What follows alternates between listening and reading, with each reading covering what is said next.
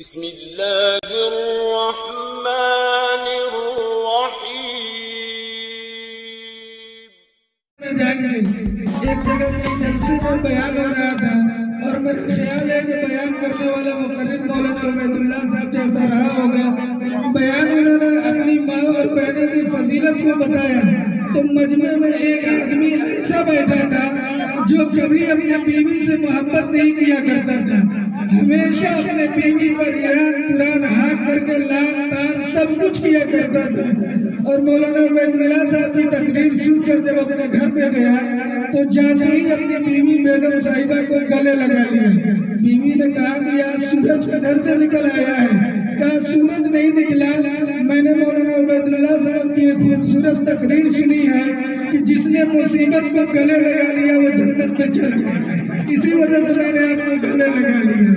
خیر میرے دوستو، آئیے اب میں آپ کے خوبصورت سماعتوں کے حوالے ہمارے اور آپ کے ضلع کا تعارف جس نے پورے پوروانچل میں کرایا، اور وہ شخصیت ایسی بے مثال اور ایسی با کمال شخصیت ہے کہ رات کے اگر 1 بجے انہیں بیٹھایا جائے تو وہ ایسے ہی بولیں گے جیسے صبح کے وہ 7-8 بجے بولا کرتے ہیں۔ اور میں تو چاہتا تھا کہ انہیں پہلے بیٹھا، یقیناً یہ پہلا موقع ایسا ہے کہ 4 سال میں آج اس پوزیشن میں حضرت مولانا کو میں بیٹھانے جا رہا ہوں۔ میں سمجھتا ہوں کہ اس کے قصوروار اور ذمہ دار قاری ابراہیم صاحب ہے کہ اگر آپ یہاں پر ہوتے تو یقیناً ہم مولانا کو پہلے بیٹھا ہوتے۔ آئیے دوستوں، ہم ایک شعر کے ذریعے سے حضرت مولانا کی خدمت میں پہنچنے کی کوشش کرتے ہیں۔ تیرے صوفے ہیں افرنگی، تیرے تالے ہیں ایرانی، کہیے سبحان اللہ۔ تیرے صوفے ہیں افرنگی، تیرے تالے ہیں ایرانی، لہو مجھ کو رلاتی ہے جوانوں کی تناسانی، اور عمارت کیا شکو ہے خسروی بھی ہو تو کیا حاصل، نہ زور حیدری تجھ میں نہ استغناء سلمانی، نہ ڈھونڈ اس چیز کو تہذیب حاضر کی تجلی میں، نہ ڈھونڈ اس چیز کو تہذیب حاضر کی تجلی میں، کہ پایا میں نے استغناء میں معراج مسلمانی۔ عقابی روح جب بیدار ہوتی ہے جوانوں میں، نظر آتی ہے ان کو اپنی منزل آسمانوں میں، اور نہیں تیرے نشیمن قصر سلطانی کے گنبد میں، تو شاہی ہے بسیرا کر پہاڑوں کی چٹانوں میں، جن سے میری مراد حضرت مولانا عبید اللہ صاحب قاسمی، اور جو مناسب سمجھے جتنا مناسب سمجھے اپنی ثوابدین پر حسب موقع بیان فرمائے۔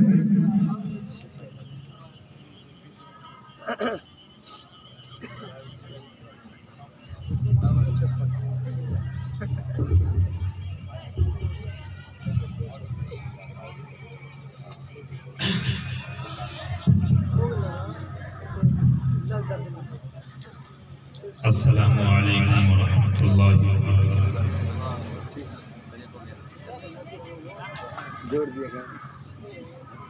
الحمدللہ وکفی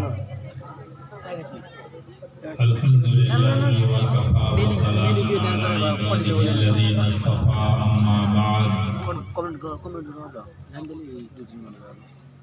اعوذ باللہ من الشیطان الرجیم، بسم اللہ الرحمن الرحیم، اقرأ باسم ربک الذی خلق، خلق الانسان من علق، اقرأ وربک الاکرم، الذی علم بالقلم، صدق اللہ العظیم، صدق رسولہ النبی الکریم۔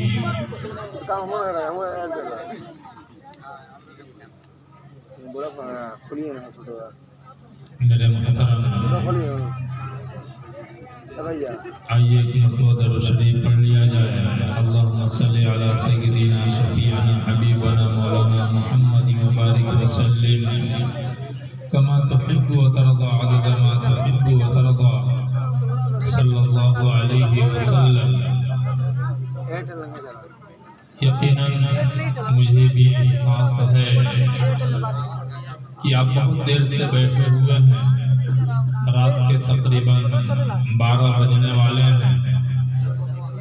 میں بہت لمبی آپ سے گفتگو نہیں کروں گا،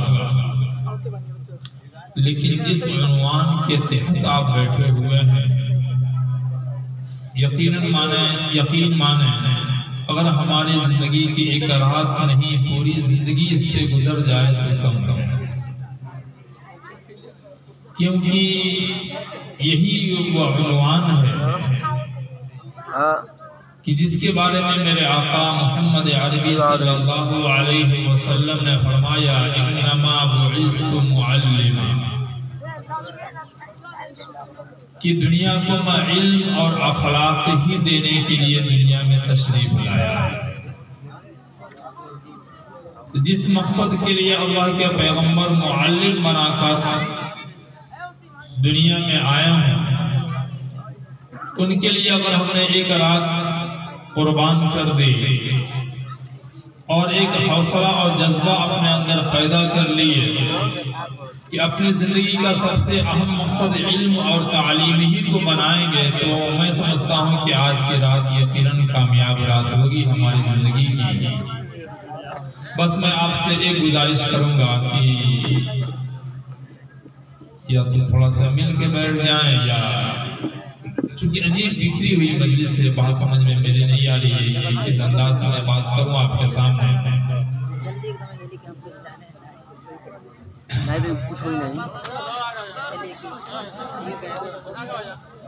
میرے محترم، بہت اہم چیز میں آپ کے سامنے سمجھانے کی کوشش کروں گا۔ اللہ سے دعا کریں اللہ رب العزت مجھے اور آپ کو صحیح سمجھ نصیب فرمائے۔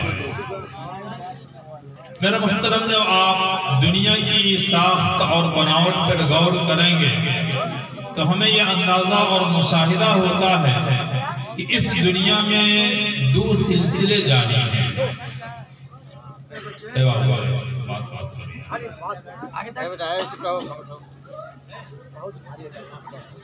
دنیا کی ہر چیز کے اندر دو سلسلے نکلتے ہیں، ایک خیر اور بھلائی کا تو دوسرا شر اور برائی کا، اور دنیا کی ہر چیز میں یہ دونوں چیزیں پائی جاتی ہیں۔ صرف انبیاء علیہ السلام اور ملائکہ فرشتوں کی ذات کو چھوڑ کر کہ وہ خیر محض ہیں، ان کے علاوہ جو کچھ بھی ہے اس میں خیر اور بھلائی بھی ہے تو شر اور برائی بھی ہے۔ کوئی ایسی چیز نہیں ہے جس میں صرف اور صرف اچھائی ہو برائی نہ ہو، اور کوئی ایسی بھی چیز نہیں ہے جس میں صرف برائی ہو اس میں اچھائی نہ ہو۔ مثال دے کر میں آپ کو سمجھاؤں، آپ یہ روٹی کھاتے ہیں جو ہمارے جسم کو بناتی ہے، جس سے ہمیں طاقت ملتی ہے، اگر کھانے میں تھوڑی بے اعتدالی ہو جائے یہی روٹی موت کا سبب بھی بن جاتی ہے۔ یہ پانی جس کے بارے میں قرآن کہتا ہے وَجَعَلْنَا مِنَ الْمَاءِ كُلَّ شَيْءٍ حَيٍّ، کہ ہر چیز کو میں نے زندگی پانی سے دے رکھی ہے، یہی پانی زیادہ ہو جائے تو تخمصہ کی بیماری ہوتی ہے، انسان کی موت کا سبب بن جاتا ہے۔ یہ ہوا جس سے ہماری سانسیں جڑی ہوئی ہیں، جن کے بغیر ہماری زندگی باقی نہیں رہ سکتی، یہی ہوا زیادہ ہو جاتی ہے، سانسیں اکھڑ جاتی ہیں اور یہ ہوا ہماری موت کا سبب بن جاتی ہے۔ یہ زمین جو ہمارے لیے فرش ہے، یہ زمین ہماری قبر بھی بن جاتی ہے۔ اندازہ اگر آپ کریں گے کہ دنیا کی ہر چیز اس میں اچھائی ہے تو برائی بھی ہے۔ اتنی بات اگر سمجھ میں آ گئی ہے تو آگے نکلیں آپ، یہ انسان ہے۔ انسان میں جہاں خیر اور بھلائی ہے، جتنی بھلائی اس انسان سے ملتی ہے کوئی اتنی بھلائی نہیں کر سکتا۔ سب سے زیادہ بھلائی کرنے والا، خیر کا کام کرنے والا، اچھا کام کرنے والا کوئی ہے تو انسان ہے۔ لیکن ایک بات اور بتاؤں، یہی انسان جب شر پہ آتا ہے، برائی کرنے پر آتا ہے، اس انسان سے اتنی شر پہنچتی ہے کہ شیطان بھی نہیں پہنچا سکتا۔ پتہ یہ چلا کہ دنیا کی ہر چیز میں، کھانے پینے میں، استعمال کی ہر چیز میں خیر اور بھلائی بھی ہے تو شر اور برائی بھی ہے۔ بات کو سمجھیے گا، پھر میں آگے آپ کو میں مضمون کی طرف لے چل رہا ہوں۔ اگر یہ بات سمجھ میں آ گئی کہ ہر چیز میں دونوں چیزیں پائی جاتی ہیں، اچھائی بھی برائی بھی۔ ایک بات اور میں ہمیں بتاؤں کہ جب اس کی اور گہرائی میں ہم جاتے ہیں تو پتہ یہ چلتا ہے کہ ہر چیز کی ذات میں برائی ہے، خیر اور بھلائی تو باہر سے لا کر اس کے اندر داخل کی جاتی ہے۔ محسوس کیے کریں گے آپ، مثال دے کر میں سمجھاؤں آپ کو تو آپ کو بات سمجھ میں آئے گی کہ میں کہنا کیا چاہتا ہوں۔ ہر چیز کی ذات میں خود اس کے اندر موجود ہے برائی، بھلائی نہیں، اچھائی نہیں ہے۔ اچھائی کے لیے جد و جہد کرنی پڑتی ہے، کوشش کرنی پڑتی ہے، محنت کرنی پڑتی ہے، تب جا کر اس میں کمال پیدا ہوتا ہے، خوبی پیدا ہوتی ہے، ورنہ برائی اس کی ذات میں موجود ہے۔ اس کی مثال میں دوں آپ کو، یہ کھانا ہے، اس کھانے کی خوبی کیا ہے، اس کا کمال کیا ہے، اس کی اچھائی یہ ہے کہ یہ کھانا خوشبودار ہو، خوش ذائقہ ہو، یہ اس کی خوبی ہے، خوش رنگ ہو۔ تو اب اس کھانے کی خوبی کو برقرار رکھنے کے لیے، کھانے کو اچھا رکھنے کے لیے آپ کبھی کچن بنواتے ہیں، کبھی اسے تازہ رکھنے کے لیے فریج کا استعمال کرتے ہیں، اس کے لیے بجلی کا کنیکشن لیتے ہیں، نہ جانے کتنی جہد کرتے ہیں، محنت کرتے ہیں، تب جا کر اس کھانے کی ایک خوبی برقرار رہتی ہے۔ لیکن آپ سے میں پوچھوں کہ اگر کھانے کو خراب کرنا ہو، سڑانا ہو، کسی محنت کی ضرورت ہے، کسی کچن فریج کی ضرورت پڑے گی، کسی لائٹ اور بجلی کی ضرورت پڑے گی آپ کو؟ صرف آپ یہ محنت چھوڑ دیں، 2 دن کے اندر وہ کھانا سڑ جائے گا، بدبو آنے لگے گی، اس کے رنگ بدل جائیں گے۔ پتہ یہ چلا کہ اس کی ذات میں برائی تھی، آپ نے محنت کر کے اس برائی کو دبا دیا تھا، جب آپ نے محنت کو بند کر دیا اندر سے چھپی ہوئی وہ برائی باہر آ گئی۔ اور گہرائی میں جائیں گے پتہ یہ چلے گا کہ ہر چیز کی ذات میں برائی ہے، اچھائی کے لیے محنت کرنا پڑے گا۔ ایک اور مثال لے لیں آپ، ایک باغ ہے، اس باغیچے کی خوبصورتی کیا ہے؟ ہرا بھرا ہو، درخت لہلہا رہے ہوں، سرسبز و شاداب ہو، پھل اور پھول لگے ہوں، اس باغ کی خوبصورتی یہ ہے۔ اب آپ بتائیں کہ اس باغ کی ہریالی کے لیے آپ کو مزدور رکھنے پڑیں گے، مالی رکھنے پڑیں گے، پیسے خرچ کرنے پڑیں گے، صبح شام اس کی نگرانی کرنی پڑے گی، اس میں پانی دینا پڑے گا۔ اتنی محنت کرنے کے بعد اس باغ میں سبزہ آئے گا، ہریالی آئے گی، درخت لہلہائیں گے۔ لیکن آپ سے میں پوچھوں کہ اگر اس باغ کو ویران کرنا ہو، کسی مالی کی ضرورت ہے، کسی پانی دینے کی ضرورت ہے نہیں، اسے آپ محنت بند کر دیں، کچھ دنوں کے بعد سے پتے گریں گے، شاخیں ٹوٹیں گی، اور ایک دن آئے گا کہ پورا باغ ویران ہو جائے گا۔ پتہ یہ چلا اس باغ کے اندر برائی تھی، آپ نے محنت کیا، اس محنت سے اس برائی کو آپ نے دبا دیا تھا، محنت بند کر دیا، برائی خود بخود سامنے آ گیا۔ ایک اور مثال لیں آپ، مثالوں سے باتیں سمجھ میں آتی ہیں۔ ایک مکان ہے، آپ نے لاکھوں روپیہ خرچ کیا، بہترین مکان تعمیر کی، اس مکان کی خوبصورتی کیا ہے؟ صاف ستھرا ہو، ورنہ بہترین حویلی ہو، گندگی ہو تو اس کے اندر انسان کو سکون نہیں ملتا۔ اس کے لیے آپ کو مزدور رکھنے پڑیں گے، صفائی کرنی پڑے گی، پیسے خرچ کرنے پڑیں گے۔ لیکن اگر آپ اس مکان کو ویران کرنا چاہیں، پھر کسی محنت کی ضرورت نہیں ہے، صرف آپ اسے صاف کرنا چھوڑ دیں، 2 دن کے بعد سے اس پہ گرد جمے گا، پھر پلستر اکھڑے گا، پھر اینٹیں گریں گی، اور ایک دن آئے گا کہ پورا مکان ویران ہو جائے گا۔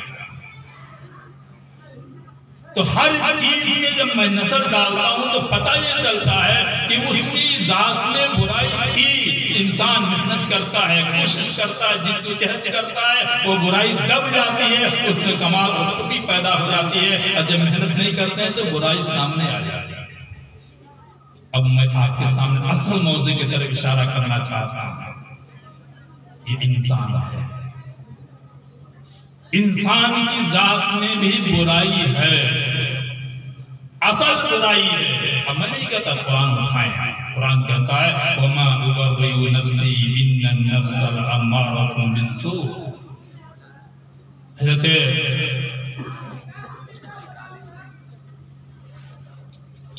فرمائے کہ یہ نفس جب انسان کو ابھارتا ہے تو برائی کو ابھارتا ہے. اس کی ذات میں برائی ہے انسان کے اندر، اس کے اندر کوئی خوبی نہیں ہے.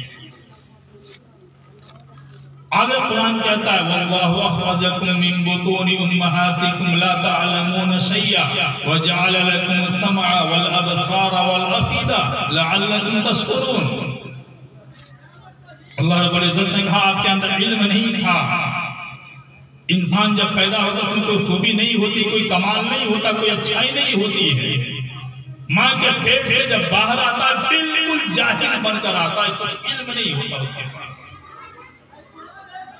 اب اللہ تعالیٰ وَجَعَلَ لَكُمُ السَّمْعَ، میں کان دیتا ہوں، آنکھیں دیتا ہوں. میں اس انسان کو اب سن کے باتیں دیکھ کر وہ پھر سیکھنا شروع کرتا ہے اور کوشش کرتا ہے، محنت کرتا ہے تو اس میں کمال اور خوبی پیدا ہوتا ہے. اب میں آپ کے سامنے ایک بات رکھوں کہ دنیا کی چھوٹی چھوٹی چیزوں میں اگر محنت بند کر دیا جائے وہ چیز برباد ہو جاتی ہے. اگر انسان کے اوپر محنت بند کر دیں، آپ اس پہ کوشش نہ کریں، محنت نہ کریں تو انسان میں خوبی کیسے پیدا ہو سکتی ہے؟ سب سے اہم چیز ہے کہ عام طور سے ہم ہر چیز پہ محنت کرتے ہیں، ہر چیز پہ کوشش کرتے ہیں. اپنے بیٹے کو انسان بنانے کے لیے اس بیٹے اور بیٹی میں کمال اور خوبی پیدا کرنے کے لیے کوشش اور محنت نہیں کریں. عام طور سے ہمارا مزاج یہ ہے مہنگی سے مہنگی گاڑی لے لیں گے، بہترین مہنگے سے مہنگے کپڑے خرید لیں گے، یہاں تک کہ صرف کھانے کے لیے ہم ہزاروں روپیہ خرچ کر دیں گے. لیکن مہینے میں اگر اس بچے پہ 1000 روپیہ تو اس کی تعلیم پہ خرچ کرنے کی بات آئے کہیں یہ تعلیم بہت مہنگی ہو گئی ہے.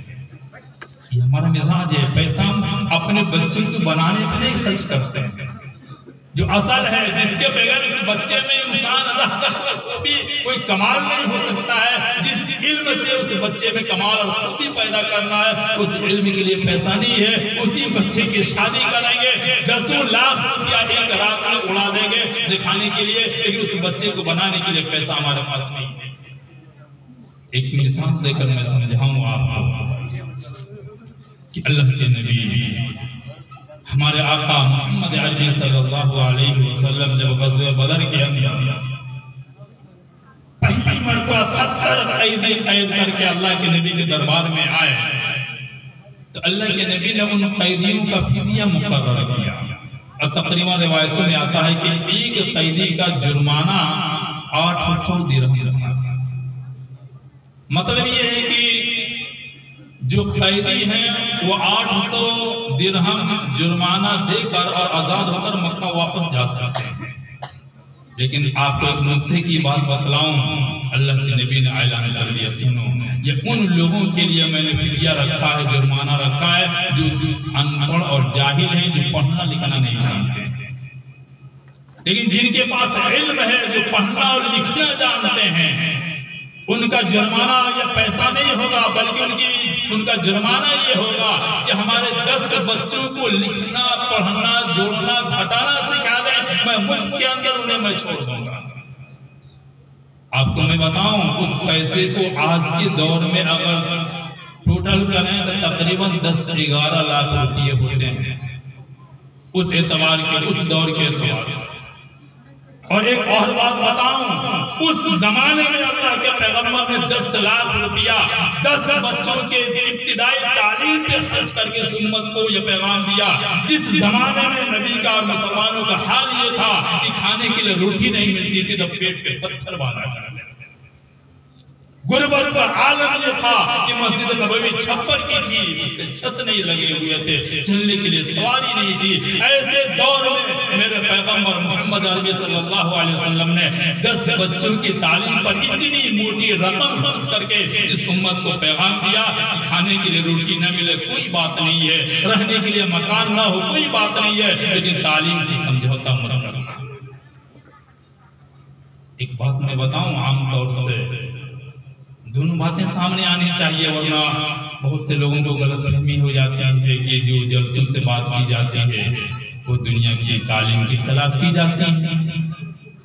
حالانکہ ہماری سوچ کے فرق ہے. قرآن پڑھیں، کوئی انسان ذرا بھی اس کے اندر شعور ہوگا تو دنیاوی تعلیم کا مخالف کیسے ہو سکتا ہے؟ آپ پڑھیں قرآن. اللہ رب العزت نے اس انسان کو اس دنیا میں بھیجنے سے پہلے، جب انسان کو اللہ نے حضرت آدم علیہ السلام کو پیدا کیا تو فرشتوں کو بلا کر آدم علیہ السلام فرشتوں کو بلا کر اللہ رب العزت نے فرمایا وَإِذَا قَالَ رَبُّكَ لِلْمَلَائِكَةِ إِنِّي جَاعِلٌ فِي الْأَرْضِ خَلِيفَةً. اللہ رب العزت نے فرشتوں کے سامنے بات رکھی، سنو میں اس دھرتی پر زمین پر ایک نئی مخلوق انسان بنانا چاہتا ہوں. کیوں بنانا چاہتا ہوں؟ اپنا نائب، اپنا خلیفہ بنانا، اپنے احکام کی نفاذ کے لیے. اس کے سر پہ نبوت کا تاج سجا کر میں اسے اپنے احکام کی نفاذ کے لیے اس دنیا میں آباد کرنا چاہتا ہوں. فرشتوں نے کہا قالوا اتجعل فيها من يفسد فيها ويسفك الدماء. اے میرے مولا، ہم دن رات آپ کی عبادت کرتے ہیں، ہماری عبادتوں میں کمی کہاں رکھ گئی؟ اتنا کرنے کے بعد بھی ہمارے ہوتے ایک نئی مخلوق کو پیدا کیا جائے اور اس کے سر پہ نبوت کا تاج سجایا جائے، ہمارے اندر کمی کیا ہے؟ جانتے ہیں اللہ رب العزت نے کیا فرمایا؟ انی اعلم ما لا تعلمون. اس انسان میں کمی، جو خوبی ہے، کمال ہے، وہ میں جانتا ہوں، تم نہیں جانتے. بات ہو رہی تھی کہ انسان کے اندر خوبی کیسے پیدا ہوگی. اللہ نے صرف اتنی سی بات کہی، بات ختم ہو گئی. پھر اللہ رب العزت نے آدم علیہ السلام کو پیدا کیا اور پیدا کرنے کے بعد سے سب سے پہلی چیز جو اس انسان کو رب نے دیا، قرآن کہتا ہے وَعَلَّمَ آدَمَ الْأَسْمَاءَ كُلَّهَا ثُمَّ عَرَضَهُمْ عَلَى الْمَلَائِكَةِ. پہلی چیز جو اللہ نے اس انسان کو دیا، اس میں خوبی پیدا کرنے کے لیے، کمال پیدا کرنے کے لیے، وہ علم دیا. پتہ یہ چلا اگر کسی انسان کے پاس علم نہیں ہے، کوئی خوبی نہیں، کوئی بڑائی، کوئی اچھائی اس کے اندر نہیں. اور کون سا علم دیا؟ جلالین تفسیر میں لکھا ہوا ہے کہ اللہ رب العزت نے آدم علیہ السلام کو پیدا کیا، پیدا کرنے کے بعد سے پھر ان کو بلایا اور چیزوں کے نام بتلائے. ہر علم کی ابتدا، شروعات، ابتدائی علم ہے کسی چیز کے نام. اب کوئی بھی چیز ہو، اس کی حقیقت کب جانیں گے؟ جبکہ اس کا نام جانتے ہوں گے. نام ہی نہیں جانتا، اس کی حقیقت کیا جانیں گے؟ ابتدائی علم اللہ رب العزت نے ہر چیز کا نام اللہ نے سکھلا دیے. اور اس کے بعد پھر آدم علیہ السلام کو بھی بلایا اور فرشتوں کو بھی پھر دوبارہ بلایا. اور دوبارہ بلا کر اللہ رب العزت نے فرشتوں سے کچھ سامان رکھے. کون سے سامان تھے؟ قرآن میں تو تذکرہ نہیں ہے، تفسیروں میں لکھا ہے کہ کچھ پلیٹیں تھیں، کچھ کرچھل تھے، کچھ کٹورے تھے، یہ کھانے پینے کی چیزیں تھیں، سامان تھے. ان ظروف کو، برتنوں کو اللہ نے سامنے رکھا اور فرشتوں سے کہا انبئونی باسماء ہؤلاء ان کنتم صادقین. تم کہہ رہے تھے کہ خلافت کے حقدار تم ہو، کہ ان چیزوں کے نام بتلاؤ، یہ دنیا کے سامان ہے، ان چیزوں کے نام کیا ہے؟ جب علم کی بات آئی، فرشتے فوراً بول پڑے قالوا سبحانک لا علم لنا الا ما علمتنا. اے میرے مولا، ہم آپ کی عبادت کر سکتے ہیں، آپ کا ذکر کر سکتے ہیں، آپ کی حمد و ثنا کر سکتے ہیں، آپ کی بڑائی کر سکتے ہیں، لیکن میرے مولا علم تو میرے پاس نہیں ہے. فقال یا آدم انبئهم باسمائهم. لہجہ اللہ کا قرآن کا لہجہ بدل گیا. اللہ رب العزت نے آدم سے جب فرشتوں سے کہا تھا، یہ کہا تھا مجھے بتلاؤ. جب آدم کی بات آئی تو اللہ نے کہا آدم ان کو بتلاؤ ان چیزوں کے نام کیا ہے. فلما انبأهم باسمائهم. آدم علیہ السلام ہر چیز کا نام بھی، اور یہ چیز کیوں بنائی گئی ہے، برتن کس کام میں آتا ہے، کام بھی بتلانے لگے. جب آدم علیہ السلام نے بتلایا تو اللہ رب العزت نے فوراً فرشتوں کو حکم دیا سب کے سب آدم کے سامنے سجدے میں گر جائے، تاکہ دنیا کو پتہ چل جائے جس کے پاس علم ہوتا ہے دنیا اس کے قدموں میں ہوا کرتی ہے. آپ کے آنے سے پہلے اللہ رب العزت نے یہ بات واضح کر دی ہے. ایک بات اور کہوں، سچ بات ہے کہ دنیا کی تعلیم کی سمجھ تو اس قوم میں الحمدللہ آ چکی ہے. لوگوں کے اندر شوق ہے، جذبہ ہے، پہلے کے مقابلے میں اب ایک انسان میں امنگ آیا ہے کہ اپنے بچوں کو اعلیٰ سے اعلیٰ تعلیم دیا جائے، لیکن یہ بھی ایک طرفہ ہے۔ صرف دنیا کی دوڑ لگی ہوئی ہے، رب کی حقانیت، محبوب صلی اللہ علیہ وسلم کی محبت اس بچے کے دل میں آئے، اس سے ہم نے دور کر دیا۔ اور ایک بات میں بتاؤں کہ اگر علم ہو جائے اور اس علم کے ساتھ نبی کی اخلاق نہ ہوں، اللہ کے پیغام نہ ہوں، اسلام کی خوبیوں سے بچے کو نہ سنوارا جائے، وہ بچے پڑھ کر بھی آپ کی مصیبت کے وبال جان بن جائیں گے۔ اور اس کے لیے میں آپ کو ایک گھٹنا سناتا ہوں، باتیں اس سے سمجھ میں آتی ہیں قصوں سے، بہت پہلے کی بات نہیں ہے، حالانکہ تو آئے دن کی کہانی ہے، اور بلکہ میں یہ کہوں کہ زیادہ پریشان وہی لوگ ہیں جن کے بچے بہت ہائی سوسائٹی میں رہتے ہیں اور بہت زیادہ کامیاب ہیں۔ آپ غور کریں گے، یورپ ممالک کے اندر عام طور سے اولڈ ہاؤس نہیں بنے ہوئے ہیں، اتنے بچے کامیاب ہو گئے کہ ان کو اپنے ماں باپ کی قدر ہی بھول گئی۔ اسی گجرات کا ایک واقعہ 2 یا 3 سال پہلے کی بات ہے، آپ نے خبروں میں پڑھا ہوگا، ایک واقعہ، ایک بچے اور اس کی ماں کی کہانی آئی تھی، کہانی میں سچا واقعہ ہے اور باقاعدہ اس پہ آپ نے خود دیکھا ہوگا، لکھا تھا کہ ایک ماں تھی جس کے ایک عورت تھی جس کے شوہر کا انتقال ہوا ہے جوانی کے اندر، ایک ہی اس کا بچہ تھا۔ اب اس ماں کے دل میں ایک امنگ پیدا ہوئی کہ میں اپنی پوری زندگی دوسری شادی نہیں کروں گی، کیونکہ میرا معصوم بچہ ہے کہ کس کے سہارے زندگی گزارے گا، میں اپنی زندگی کا مقصد یہ بنا لیتی ہوں، میں جیسی بھی مزدوری کر کے اس بچی کو تعلیم دے کر بڑا انسان بنانا چاہتی ہوں۔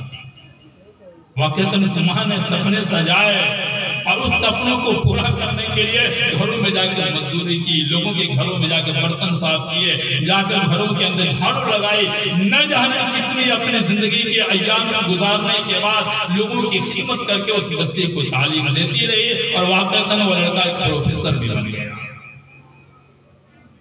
اعلیٰ ڈگری لینے کے بعد سے اس بچے کی شادی بھی ایک ڈاکٹر عورت سے بہو سے ہو گئی، اور بہت ہی اس بیوہ عورت کی زندگی خوشیوں سے گزرنے لگی۔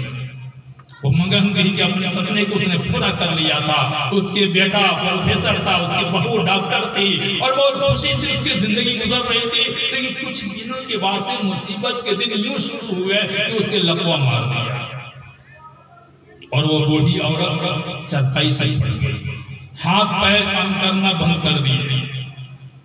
اب ایسے حال میں بیٹا بھی کامیاب تھا، بہو بھی ڈاکٹر تھی، وقت ان کے پاس نہیں تھا۔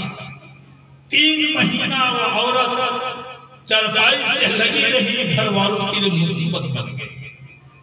3 مہینہ کے بعد وہی بیٹا جس کو اعلیٰ تعلیم سے نوازنے کے لیے اس ماں نے پوری جوانی لگا دی تھی، لوگوں کے در در پہ جا کے مزدوری کی تھی، وہی بیٹا آیا اور آ کر اس نے اپنی ماں کو یوں گود میں اٹھا لیا۔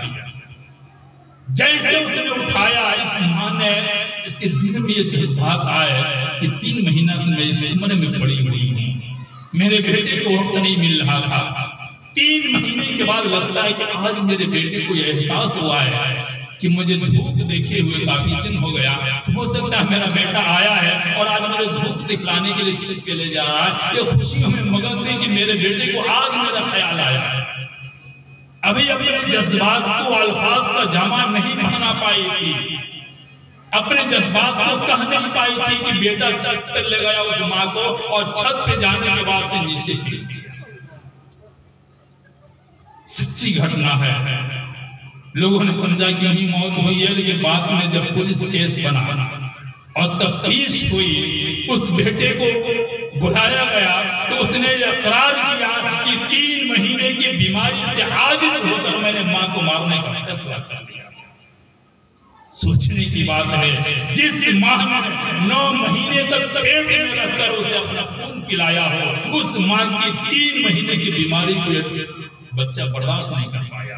اسی کو کسی نے کہا ہے کہ علم کی تاثیر جب غرور میں بدلے، علم کی تاثیر جب غرور میں بدلے، بنیاد رشتوں کی محض دستور میں بدلے۔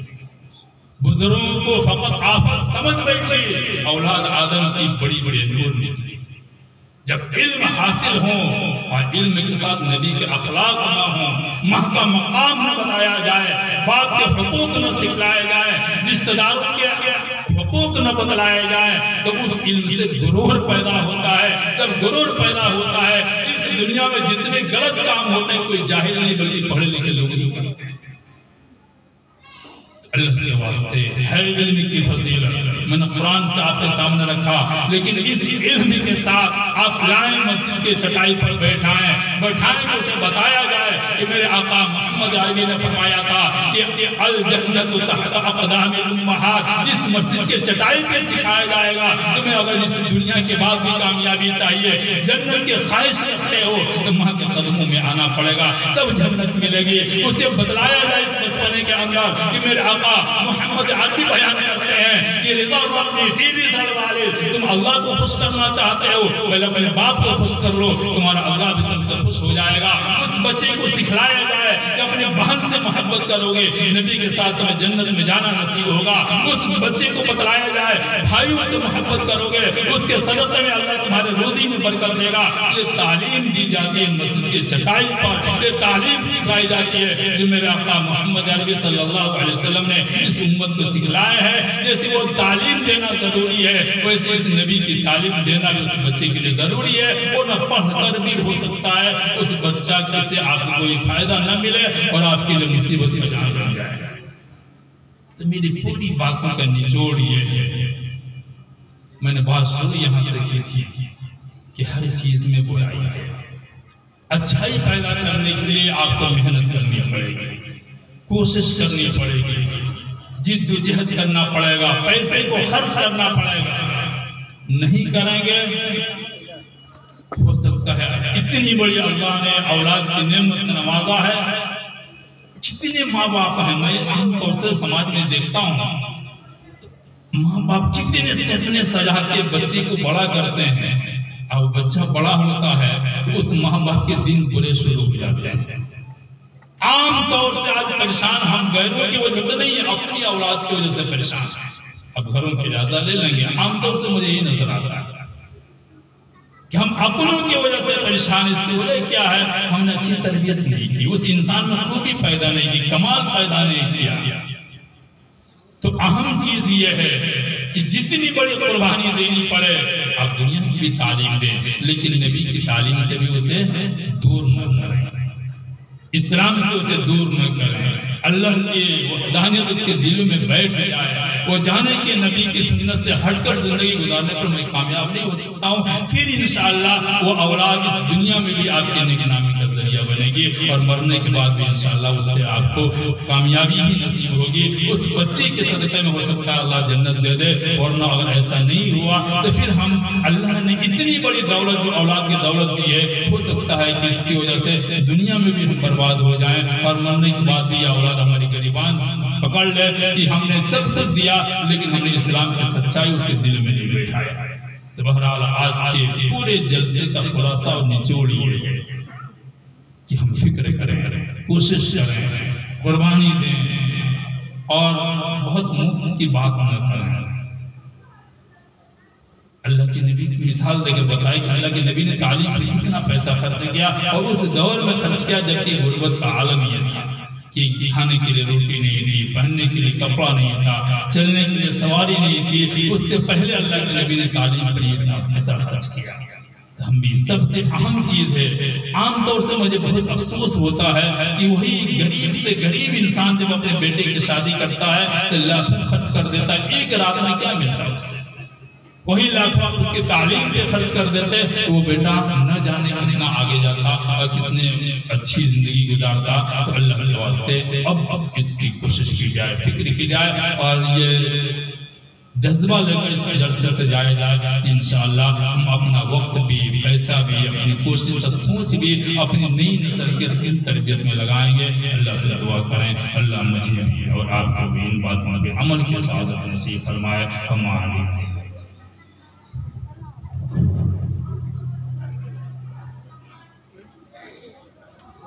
ماشاءاللہ یہ جناب مولانا عبیداللہ صاحب قاسمی تھے، جو آپ حضرات کے سامنے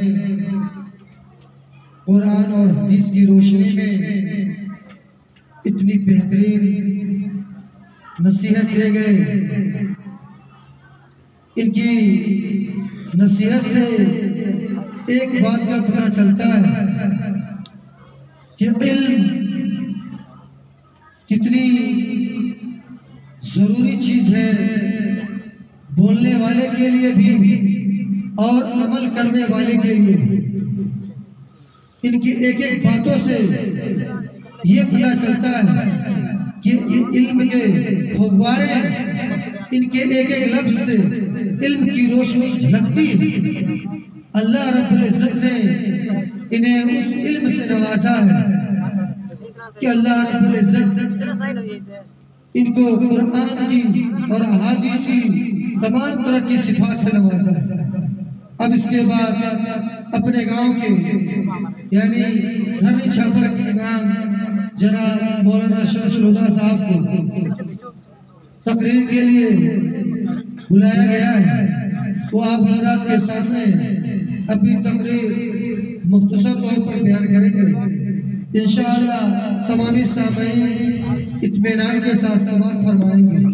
جناب ونستغفره ونؤمن به ونتوكل عليه ونعوذ بالله من شرور انفسنا ومن سيئات اعمالنا من يهده الله فلا مضل له ومن يضلل فلا هادي له ونشهد ان لا اله الا الله وحده لا شريك له ونشهد ان محمدا عبده ورسوله اما بعد فاعوذ بالله من الشيطان الرجيم بسم الله الرحمن الرحيم يا ايها الذين امنوا لا تلهكم اموالكم ولا اولادكم عن ذكر الله صدق الله العلي العظيم۔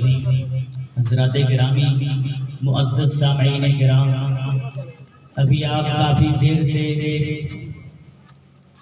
نعت خوانی اور کافی اچھی تقریر سماعت فرما رہے تھے۔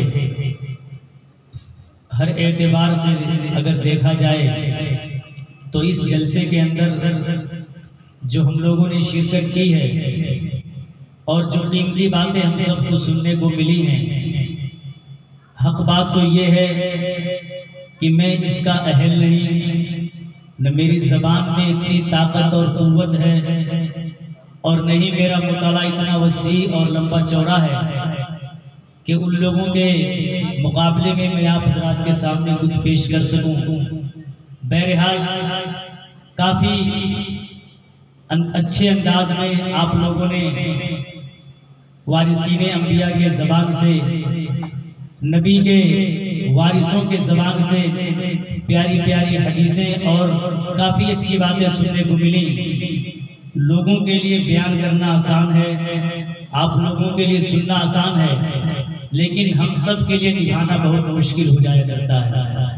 دعا کیجئے کہ اللہ تعالیٰ ہم تمام لوگوں کو جو باتیں کہی گئی ہیں اس پر عمل کرنے کی توفیق عطا فرمائے۔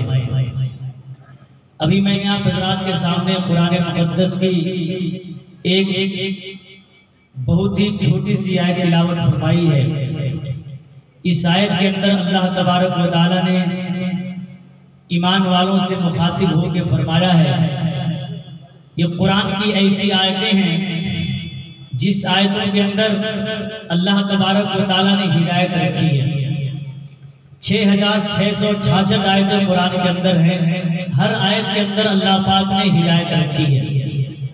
فلاح و بہبود اور کامیابی کی منزلیں ہر ایک آیت کے اندر اللہ پاک نے رکھ دی، لیکن آج کے اس پرفتن دور میں کیا بتایا جائے، ہم لوگ دینی تعلیم سے اتنی دور